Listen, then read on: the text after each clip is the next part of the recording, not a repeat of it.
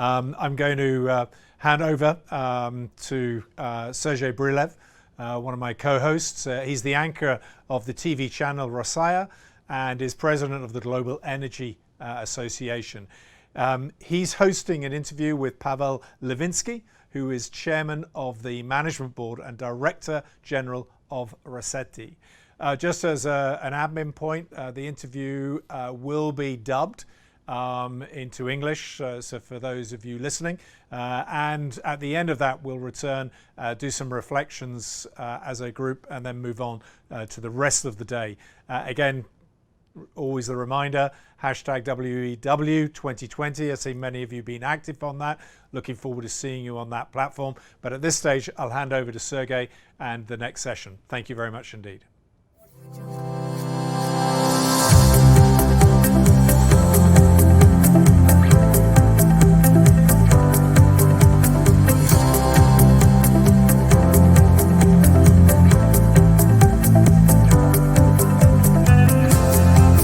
Good morning to all of you who are participating in the World Energy Week. I am Dr. Sergey Brilev, President of the Global Energy Association in Moscow. I hope to see you tomorrow, Friday, during our Road to Congress session. But right now, I have with me the Chairman of the Management Board and Director General of the Rosseti, Pavel Livinsky, who, by the way, is a member of the Global Energy Association too, not just a partner of the World Energy Council. Добрый день, Pavel Anatolievich. Добрый день, Sergey. As everyone has understood, we'll be speaking in Russian, so I'll switch into my native tongue from now on. Pavel Anatolievich, my first question to you. How did consumer behavior change as a result of new technologies and, most importantly, energy transition?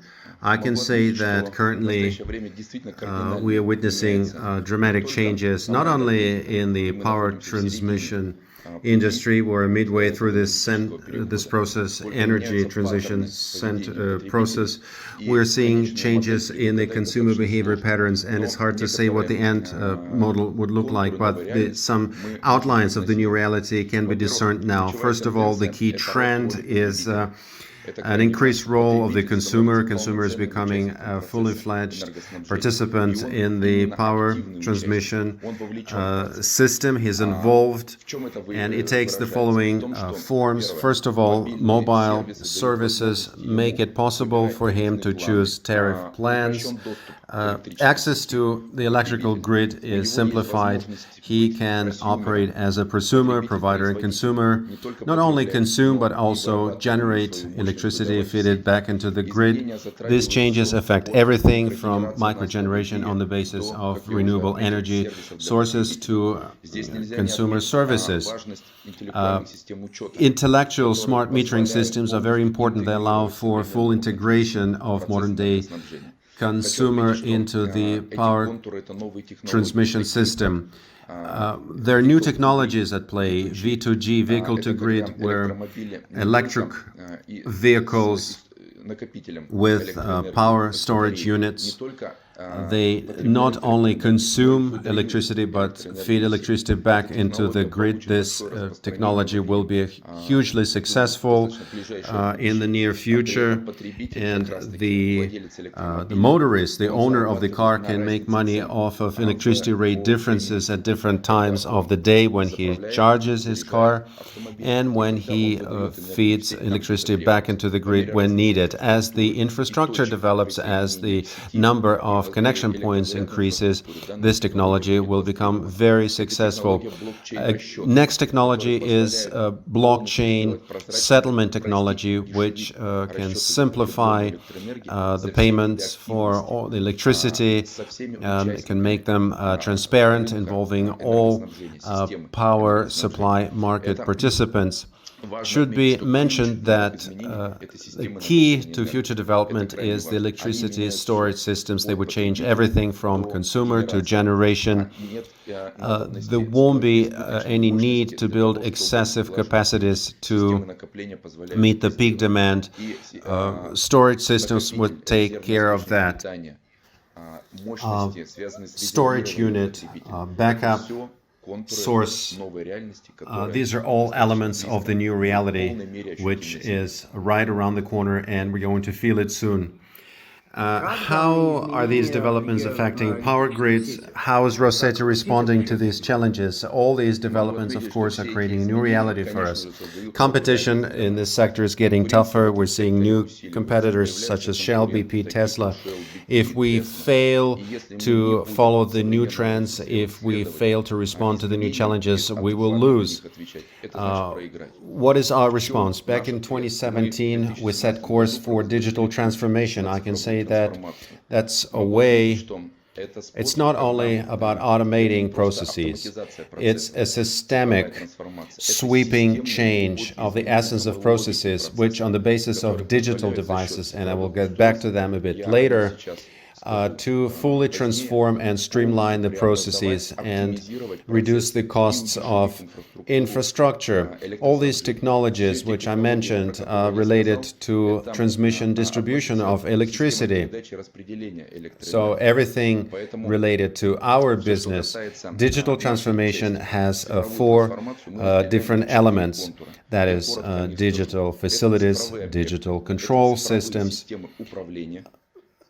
digital eco-environment for our employees, a digital electrician, we call them, and digital communications. So the first two, digital facility and digital control systems, are all about operations. And the goal of introducing these systems is to improve reliability of supply. We believe that it will have a positive effect on incident response time and will lead to a twofold reduction in the average duration and frequency of power supply outages. Since 2017, we've built 57 digital substations, 4 digital power grid districts, 14 control centers. Digital facilities are operated remotely. It communicates with a control center, and all chains are digitalized, so there's no analog signal. As an example, it reduces operating expenses by 30% and capex by 15% in a like-for-like comparison. Now on to the eco-environment for digital worker. These changes cannot be understated. First of all, we're talking about smart personal protection equipment that would lead to reduce occupational injuries manifold when we have objective controls for protective gear. We can see how well people are protected, how properly they're using their protective gear. And of course, this reduces non-work related expenditure of time by 20%. So this would lead to improved labor productivity. Also, remote training opportunities for our people, to introduce VR simulators in the VR environment. All these things are measures that make it possible to train our personnel well, that will change his workplace and expand his communications. A fourth area is digital communications. All those new technologies which we're introducing, mobile apps, internet portal. I can say, for example, in 2020, there were changes made to the grid connection procedures. We digitalized them completely.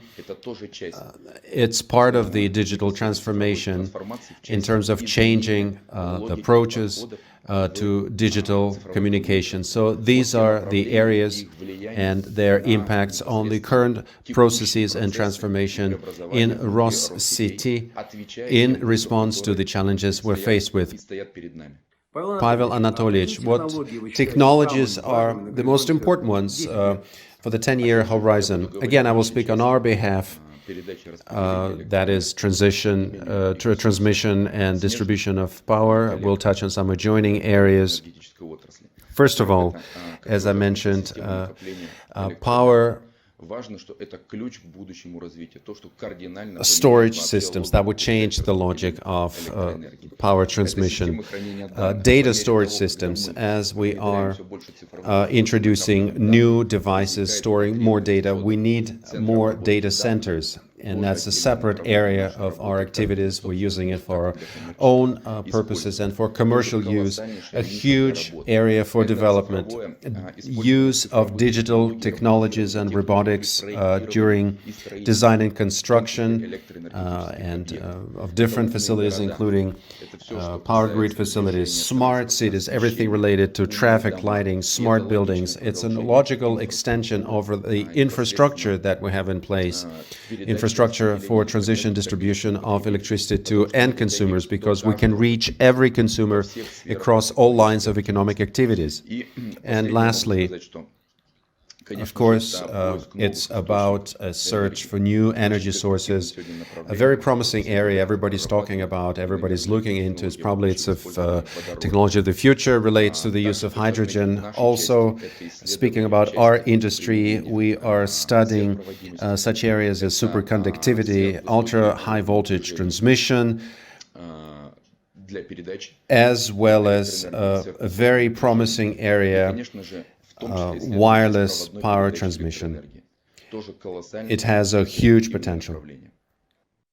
Pavel Anatolievich, many companies nowadays are venturing out of their traditional lines of business and are creating, as they call, ecosystems. What additional services, first of all, for the people, are you introducing now? I would like to point out two services we're developing actively. First of all, ecosystem for electric transport. We have already now 250 charging stations. By 2024, we're planning to install 1,000 additional charging stations. Of course, compared to Europe, California, it's not a lot, but for a country, that would be a strong incentive for the development of e-mobility. By 2024, we should equip 30 largest cities in Russia and 30 key highways leading to the most popular destinations in the country with charging stations. I can say that we are also actively involved in separate cities like Moscow. Until the end of 2020, we're planning to install additionally 53 supercharging stations, which are much more powerful than regular power stations, charging stations for passenger cars. It's a very promising area for us. It's a source of non-tariff revenues, which are, among other things, being used for the implementation of our digital transformation program. Outdoor lighting systems are very important.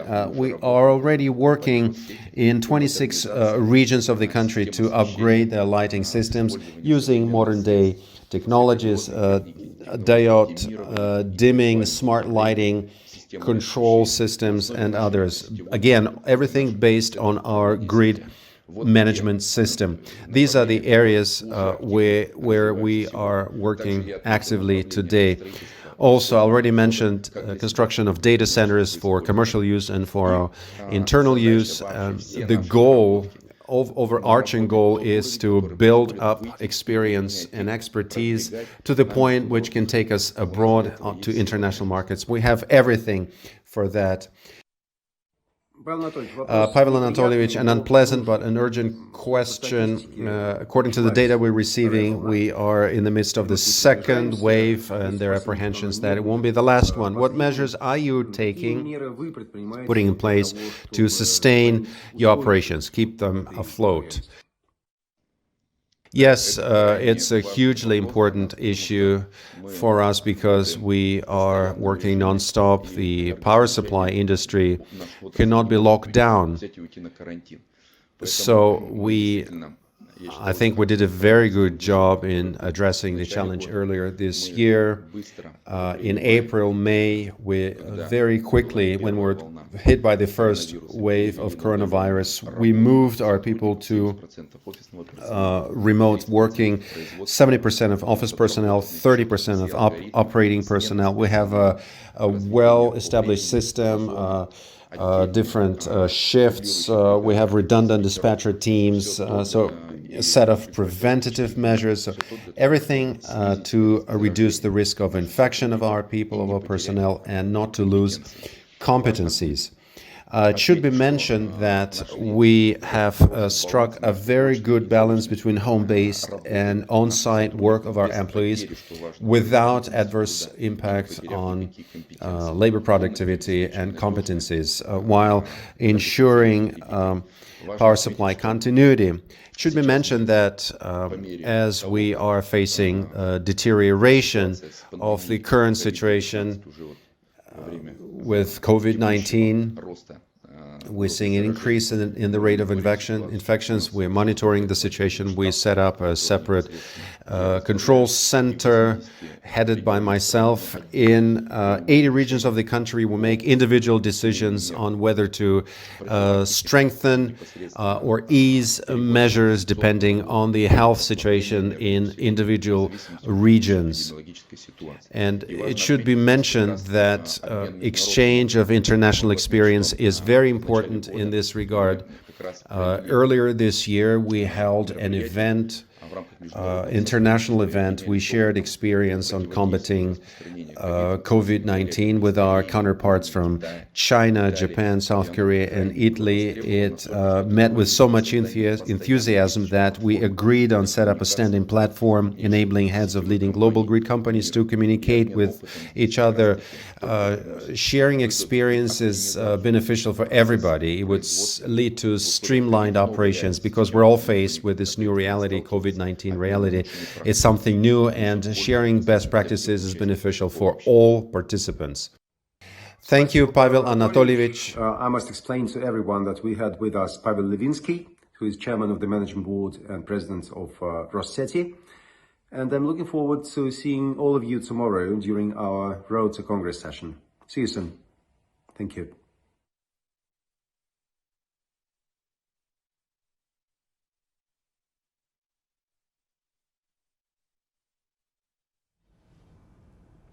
Sergey, thank you so much for hosting a fantastic session. And Pavel, thank you for some really good insights with regard to what you're doing right now with regard to your particular company and the opportunities that you see in the context of digital and in the context of moving forward with regard to energy transition. I don't know about the rest of you, but I took a load of notes out of that. I think, one of the key things that Pavel mentioned right up front was that we are seeing basically a change in consumer patterns. And that is principally driven by the consumer is now essentially moving across the opportunity to be a prosumer, not only consuming energy, but producing energy. And thanks to smart grid technology and other technologies, the ability to offer those electrons back into the existing grid and be managing that. So as Pavel was saying, the consumer now has not just a voice with regard to the grid, not with regard to the energy system, but is an active contributor to the system. So we've talked about this conceptually, potentially over the course of the last day. And here I think we had a very good example of Pavel saying this is a reality. He also kind of mentioned that obviously key to this has been the evolution of smart metering. Again, something that many of us have heard about and witnessed over the course of the last 10 years. And it's really interesting to see that that's beyond the hype now. It's become very much a critical component of a new energy infrastructure as we go forward at this stage in the 21st century. Also, the notion of the motorist through e-vehicles being a prosumer. In other words, clearly it has the opportunity to charge and take on electrons, but it can also generate those electrons as well and then offer those back into the grid at times that perhaps would be monetarily advantageous for the motorist. Again, we've read about these things in terms of future of the system. It was interesting, Pavel saying this was a critical component that needed to be adapted into the grid as of today. Blockchain settlement technology, giving that transparency, trust and surety that is needed with regard to the operations, the financial operations within this new grid that is emerging as we speak. Energy storage and the implications of that. Again, we're moving from the realms of future desire through to the realities of what's been built now. And if we move forward, as Pavel suggested, this completely changes our thinking and therefore our planning and therefore our capital that will be required to go into excess capacity. So a very big change in the way they think about this. What were the impacts on the power grid? Again, Pavel mentioned that as a result of the way in which the market is changing, there are new competitors. We have to think about competitors like BP and Shell that would have not necessarily been in the electron market, let's say even as recently as 5 years ago. And there will be competitors like Tesla that were offering obviously a mobility solution, but offering that broader in the context of its access to energy storage, battery capability, etc., etc. When we came to digital, he talked about 4 critical components of that. The upgrade of digital facilities and control systems and the impact that has on operations and on reliability, but also importantly, the financial impact that that has in terms of the opportunity to take costs down and the opportunity to reduce capex as we think about the rollout of these new grids. He talked about the eco-environment for the worker, the digital electrician, as he called it. Again, as a result of smart capability that the worker now has access to, they have a much better opportunity to actually reduce incidents and to monitor the protective procedures that their workers are undertaking on a real-time basis. Again, a real change. Remote training opportunities, again, I suppose linked into how we are connecting today. This is now a reality. We will be spending less time in classrooms and more times accessing digital knowledge, digital insight, and using that in the way to train our workforce as we go forward. And then finally, the communications opportunity that digital offers as well. The grid obviously complements that, and they have an enormous capability to drive that forward. In terms of looking forward to the future, what would be the key things that he highlighted? Power storage systems being very much part of the way in which we think about our infrastructure and the grid. Data storage systems and the need for that. Again, we've witnessed that in terms of a lot of talk in this COVID world with regard to the requirement for bandwidth and how that is necessary for us in the world as we go forward. But linked to that bandwidth is also data storage. So not just for his own operational purposes, but he also mentioned that as a possibility in terms of offering it as a commercial offering for the organization as we go forward. The use of robotics in terms of their infrastructure, building infrastructure, can be basically the digital twin opportunity that is now real, allows them to think about their operations and to think about their infrastructure differently. Also, this link to the end consumer. Again, the consumer buyer utility would perhaps been a remote name or a number, not anymore. The consumer, the prosumer, through the smart grid, has the ability now to interact directly with the players within the energy system. And it will bring a completely different relationship as we think forward over the next number of years. Also, linked into new energy sources that will need to be integrated into the energy system as we go forward. And particular mention, obviously, was there of hydrogen, which is something that we've heard a lot about over the course of the last number of days. So I hope all of you took as many notes as I did. I was fascinated by it. I was fascinated by the fact when he was talking about new services.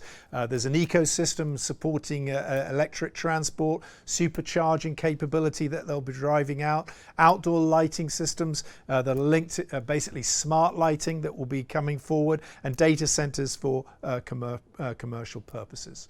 So there was a lot of optimism and a lot of very interesting developments that they've undertaken, which I'm sure we're seeing in a large part of the energy system as of today.